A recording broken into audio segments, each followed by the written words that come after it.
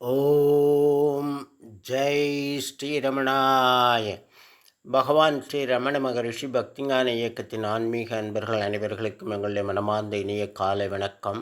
இன்று செப்டம்பர் 17 புதன்கிழமை. மௌனமாயிரு, பிராராப்த கர்மம் கழியும் என்ற தலைப்பில் இன்று நாம் தியானிக்க இருக்கிறோம்.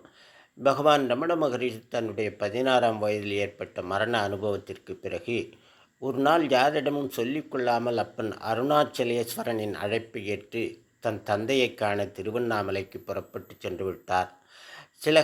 சில காலத்திற்கு பின் பகவான் திருவண்ணாமலையில் இருப்பது தெரிந்து அவரை வீட்டுக்கு அழைத்து வர அவர் குடும்பத்தார் பல முயற்சிகளை செய்தனர். அவைகள் பயனளிக்காது போகவே பகவானுடைய அன்னையாரே அவருடன் வந்து தங்கினார்.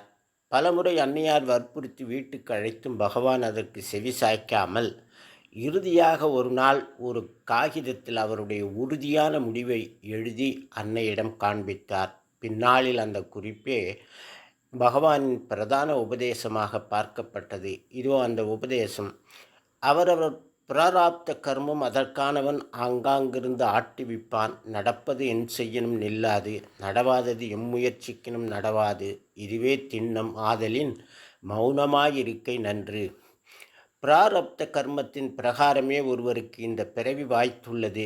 நம்மை பற்றி நாம் அறிந்ததை விட நம் பெற்றோர்கள் நன்கு அறிவர். நம் பெற்றோர்களை விட இறைவன் நம்மை நன்கு அறிந்தவன், நம்மேல் வெகுவாக கரிசனம் கொண்டவன். எனவே அவன் தெரிவு செய்த பிராரப்த கர்மம் ஒருவனுக்கு அளிக்கப்பட்ட பிறவி சீதனமாகும். பிராரப்த கர்மத்தை பொதுமைப்படுத்தக்கூடாது. ஒருவருடைய பழைய வினைகள் பிறவி சூழலுக்கேற்ப அது அமையும்.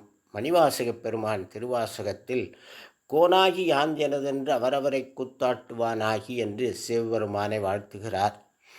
எவ்வாறு நிகழ்காலத்தில் கடந்த காலமும் எதிர்காலமும் அடங்கியுள்ளதோ அதுபோல பிராராப்த கர்மத்தில் சஞ்சித கர்மமும் ஆகாமிய கர்மமும் அடக்கம். நிகழ்காலத்தில் வாழ்பவன் உண்மையாக வாழ்பவன். இறந்த காலத்தையும் எதிர்காலத்தையும் வென்றவனாவான். பகவான் உள்ளது 40 பாடலில் இதை கூறுகிறார். நிகழ்வினை பற்றி இறப்பு எதிர்வு நிற்ப நிகழ்கால் அவையும் நிகழ்வே. நிகழ்வொன்றே இன்றுண்மை தேராது இறப்பு எதிர்வு தேர உணல் ஒன்றின்றி என்ன உணல் உணர். நிகழ்காலத்தை ஒட்டியே இறந்த காலமும் எதிர்காலமும் அமையும். நிகழ்காலம் ஒன்றே உண்மை என்பதை உணராது இறந்த காலத்தையும் எதிர்காலத்தையும் பற்றி சிந்திப்பவன் ஒன்று என்ற எண்ணை விட்டுவிட்டு எண்ணுபவன் ஆவான். பிராராப்த கர்மத்தை செய்பவனான நான் யார் என்று உணர்ந்தால் அவனுடைய மூவித கர்மங்களும் அற்று விடுதலை பெறுவான். எனவே பகவான் ரமண மகரிஷி மூவித கர்மங்களும் அறவே அழிந்து விடுதலை பெற நான் யார் என்னும் ஆத்ம விசார மார்க்கத்தை உலகுக்கு அருளினார். நடப்பது என் செய்யினும் நில்லாது.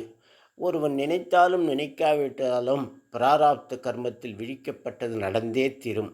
ஒருவனுக்கு விதிக்கப்பட்ட கர்மம் அவனுக்கும் இந்த உலகத்துக்கும் சேர்ந்தே ஆகும். அவன் விரும்பாவிட்டாலும் இந்த பிரபஞ்சம் அந்த காரியத்தை நடத்தி முடிக்கும். நடவாதது எம்முயற்சிக்கினும் நடவாது. ஒருவனுடைய வாழ்க்கையில் நடக்க முடியாத காரியங்களை அவன் எவ்வளவு முயற்சி செய்தாலும் எவ்வளவு அதிகாரம் படைத்தவராக இருந்தாலும் அவனால் அதை நடத்தி வடிக்க இயலாது.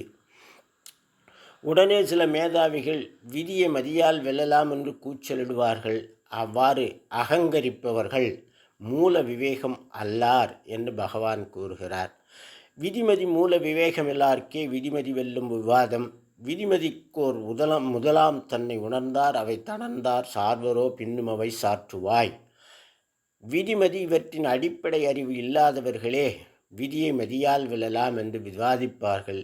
விதிமதி ஆகிய இரண்டின் மூலத்தை உணர்ந்தவர் விதிமதி பற்றி விவாதிப்பாரோ சொல்வாய். விவாதம் என்பது காலத்தின் விரயம். நிகழ்காலத்திலிருந்து ஒருவனுடைய கவனத்தை திசை திருப்பும் செயல்.